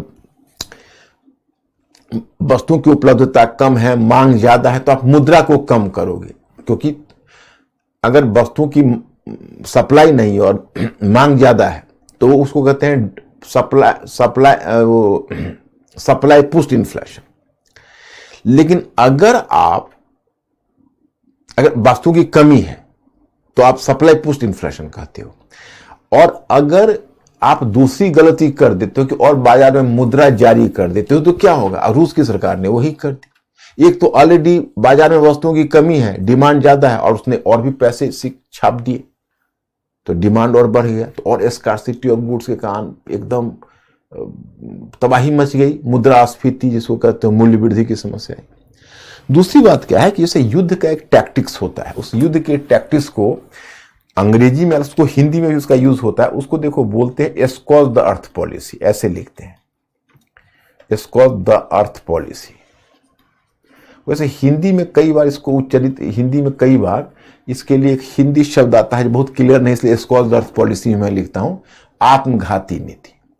इसमें क्या होता है कि शत्रु पक्ष को नुकसान पहुंचाने के लिए पहले आप अपना नुकसान पहुंचाते हो। जैसे शत्रु की सेना आपकी तरफ आगे बढ़ रही है आक्रामक वे में, तो आप तालाब में, कुएं में जहर डाल देते हो, आप अनाजों को जला देते हो, घर को जला देते हो, ताकि दुष्शत्रुओं के हाथ कुछ ना आए और शत्रु की सेना हताश हो जाए। और वही नेपोलियन के अगेंस्ट में यही पद्धति जार अलेक्जेंडर प्रथम ने अपनाई थी, जो मैंने आपको बताया था कि नेपोलियन जो हारा था उस वॉर में, अब शायद आप लोगों को याद हो या भूल गए हो, आई डोंट नो। तो यही पद्धति जो स्कॉच द अर्थ पॉलिसी अपनाई, तो उसमें क्या हुआ कि चूंकि बहुत रूसी लोगों को बहुत नुकसान हुआ, उनके बहुत सारी सामग्रियां नष्ट हो गई, तो असंतोष और भी बढ़ गया। फिर इसमें क्या हुआ कि रूस का जो शासक था जार निकोलस द्वितीय, उसने युद्ध का कमान अपने हाथ में लेने का निर्णय लिया। तो इसलिए वह अपने दरबार से निकलकर चला गया बैटल फ्रंट पर। तो उसके जाने के बाद उसकी पत्नी जो जारीना थी, उसकी क्वीन, उस क्वीन का एक गुरु हुआ करता था, उसका धार्मिक गुरु, उसका नाम था रासपुटिन, शायद नाम तो लोगों ने सुना होगा। उसके बारे में कहा जाता था कि रासपुटिन वैसे भी बहुत ही कुत्सित विचारों का था और उसने जारीना पर काफी प्रभाव डाल रखा था। तो जारीना और उसका जो गुरु था रासपुटिन, उस रासपुटिन ने, क्योंकि जार निकोलस द्वितीय दरबार में नहीं था, तो इन दोनों के द्वारा तरह तरह के षड्यंत्र चलाए जाने लगे। उन षड्यंत्र के कारण जो राजतंत्र की प्रतिष्ठा है या जार निकोलस द्वितीय की प्रतिष्ठा और भी धूमिल होती चली गई। तो इसलिए प्रथम विश्व युद्ध ने इसको अवश्यंभावी बना दिया। तो अब ये हो गए आपके कारण। अब तात्कालिक कारण क्या हुआ कि वस्तुओं की स्कार्सिटी है, लोगों को सामग्रियां नहीं मिल पा रही, और सबसे पीड़ित इसमें होते हैं निर्धन लोग। तो मजदूर लोग काफी पीड़ित हैं। एक जगह है पेट्रोग्राड, अब उसको स्टालिनग्राड कहा जाता है। तो पेट्रोग्राड एक जगह है, तो पेट्रोग्राड की सड़कों पर 4 लाख मजदूर इकट्ठे हो गए और प्रदर्शन करने लगे सरकार के अगेंस्ट में। अब जो जार निकोलस द्वितीय की सरकार थी, उसने आर्मी भेजी, कहा आर्मी को कि भाई आप भीड़ को तितर बितर करो, आवश्यक समझते हो तो गोली चलाओ। भीड़ तितर बितर नहीं हुई, तो आर्मी को कहा गया गोली चलाओ। तब तक आर्मी की सहानुभूति मजदूरों के साथ हो गई, और उल्टा सोल्जर्स मजदूरों के साथ मिल गए, और मिलकर उन्होंने यहां पर एक सोवियत का, पेट्रोग्राड सोवियत का गठन कर लिया, एक संगठन बना लिया। मतलब कि उन्होंने राजकीय आदेश को नहीं माना, मजदूरों पर गोली नहीं चलाई, इसका मतलब क्रांति घटित हो गई। अतः मार्च के मध्य में जार निकोलस द्वितीय की सरकार का पतन हो गया, और उसे अपनी गद्दी त्यागनी पड़ी। बाद में तो पूरे परिवार समेत उसकी हत्या हो गई। अब ये घटना हुई। इसके बाद आता है चरण, उसको कहते हैं अप्रैल 1917 में, क्योंकि अब ये तो हो गया, चलो जार निकोलस द्वितीय की सरकार गिर गई, तो अब सरकार किसके हाथ में आएगी? तो पहली सरकार जो गठित हुई वो बुर्जुआ सरकार। बुर्जुआ तो आप जानते हो पूंजीपति या मध्य वर्ग को बोलते हैं। तो ये लुवाब इसका हेड बना, सरकार का प्रधानमंत्री, और लुवाब के अधीन एक बुर्जुआ सरकार अप्रैल में गठित हुई।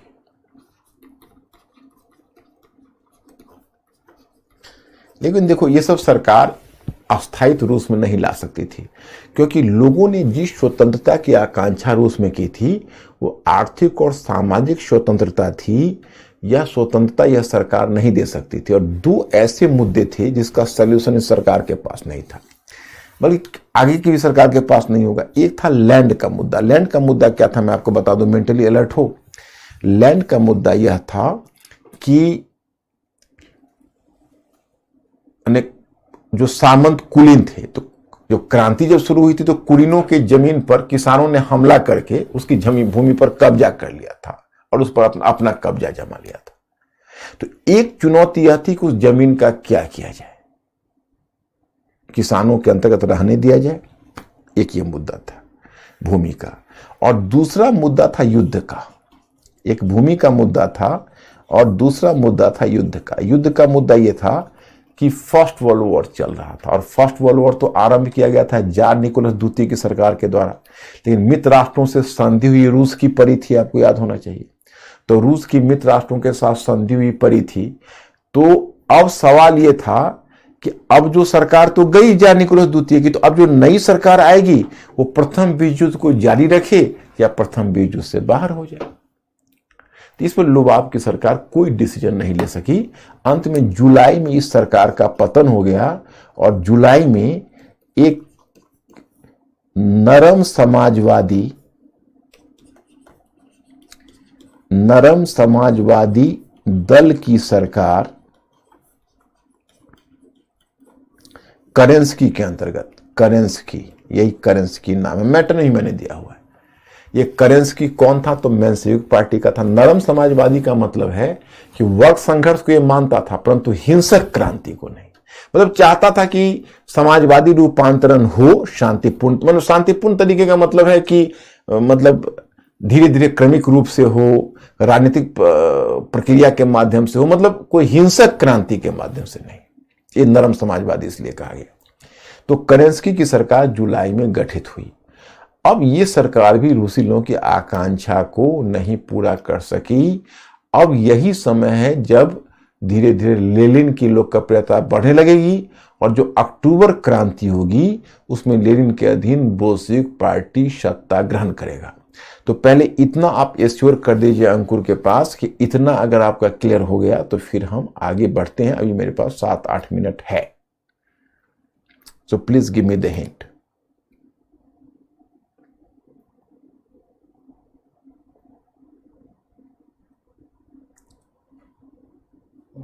ओके है।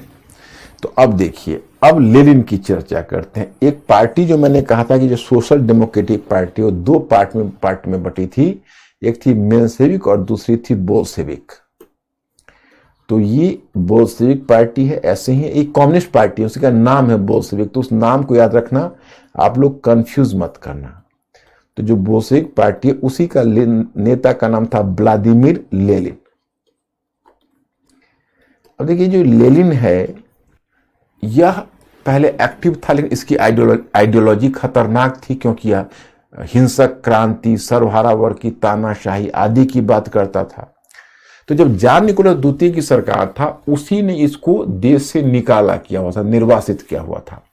इसने जर्मनी में शरण ली हुई थी, और जर्मनी में जो जार निकोलस द्वितीय की सरकार थी उसी ने इसको संरक्षण दिया हुआ था। सॉरी, जर्मनी में विलियम कैसर की जो सरकार थी, विलियम कैसर की सरकार थी, उसने इसको संरक्षण दिया हुआ था।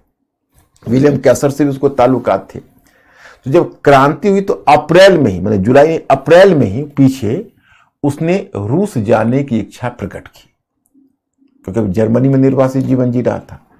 तो विलियम कैसर ने उससे सहायता की रूस पहुंचने में, क्योंकि विलियम कैसर को भी इसमें स्वार्थ था। विलियम कैसर को लगता था कि अगर यह रूस जाएगा तो यह वहां पर डिस्टेबलाइज करेगा, मतलब वहां पर क्रांति लाएगा, उथल पुथल मचाएगा। तो उस उथल पुथल के कारण जो रूस है उसका युद्ध प्रयास कमजोर हो जाएगा, और जब रूस का युद्ध प्रयास कमजोर हो जाएगा तो उसका फायदा जर्मनी को मिलेगा। तो उसने जानबूझकर उसे भड़काया या प्रोत्साहन दिया कि ठीक है आप जाइए, और एक जर्मन मालगाड़ी में बैठकर रूस की सीमा में घुस गया। रूस की सीमा में आने के बाद उसकी लोकप्रियता बढ़ने लगी, चूंकि बड़ा ही व्यावहारिक बुद्धि अपनाई। उसने 3 नारा दिया, लैंड, पीस एंड ब्रेड। भूमि कौन? तो वही मैंने कहा, आप याद करिए, जमींदारों की भूमि पर किसानों ने कब्जा कर रखा था। तो मुख्य चुनौती यह थी कि यह भूमि जमींदारों को लौटा दी जाए। सॉरी, जमींदारों को मुख्य थी कि इसको राज्य के अधीन कर लिया जाए। क्योंकि देखो, अब अभी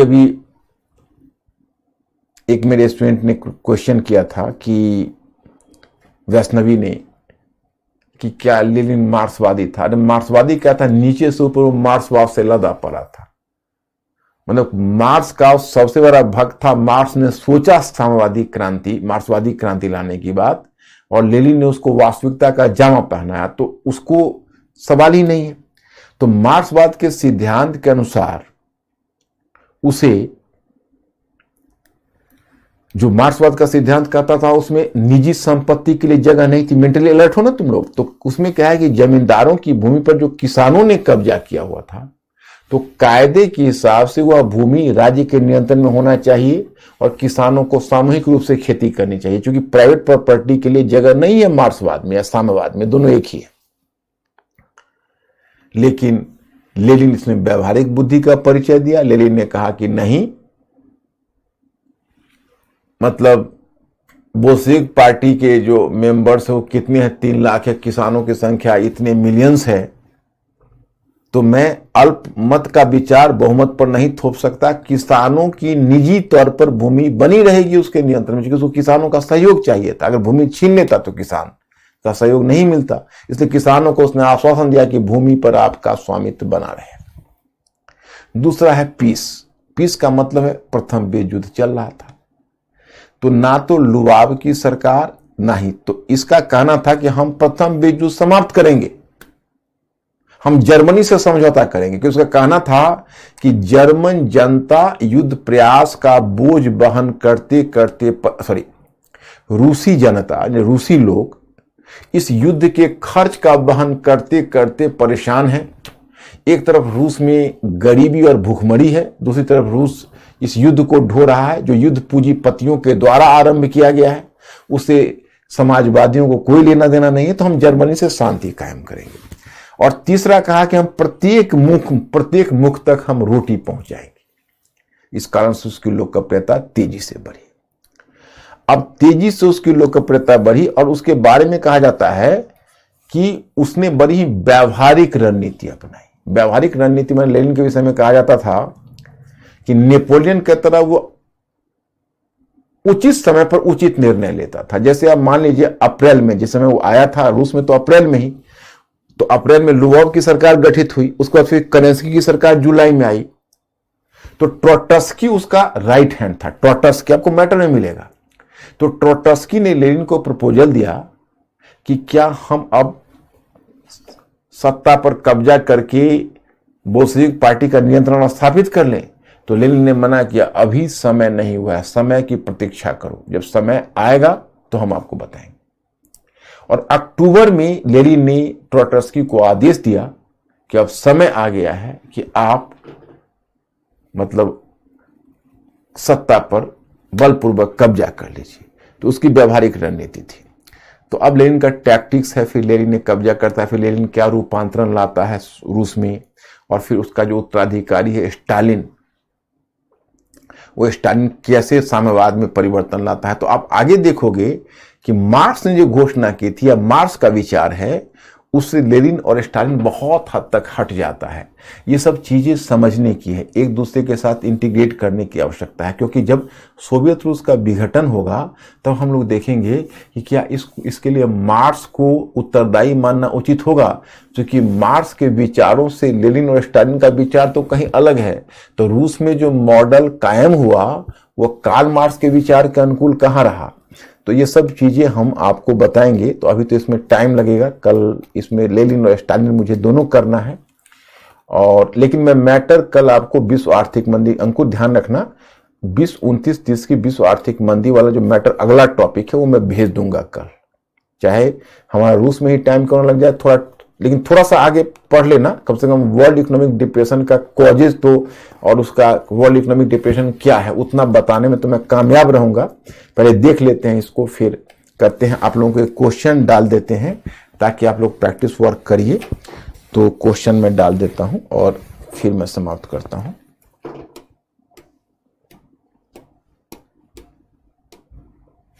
क्वेश्चन ये है कि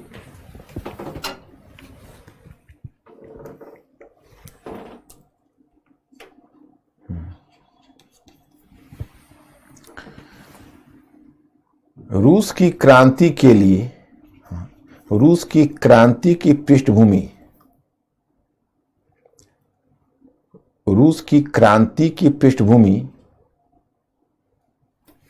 रूसी क्रांति, केवल रूसी क्रांति कर देते हैं। रूसी क्रांति की पृष्ठभूमि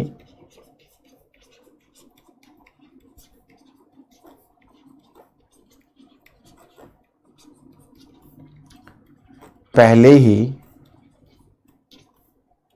निर्मित हो रही थी, परंतु रूसी क्रांति की पृष्ठभूमि पहले ही निर्मित हो रही थी, परंतु प्रथम विश्व युद्ध ने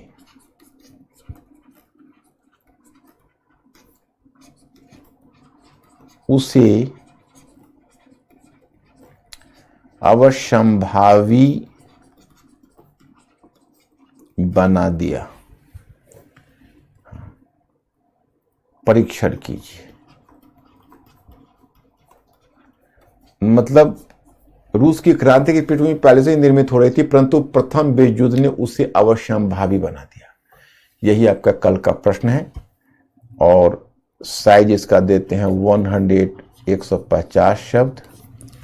कल मिलते हैं। मैं विश्वास है कि आप लोग ट्राई करते रहो, चाहे जैसे भी लिखो लिखते रहो, और जो मैं मैटर भिजवाता हूं उसको जरूर पढ़ो। आज आप लोग रूसी क्रांति कल तक पढ़ के बिल्कुल तैयार रखना। ठीक है, कल मिलते हैं। Okay my friends, nice meeting, good night.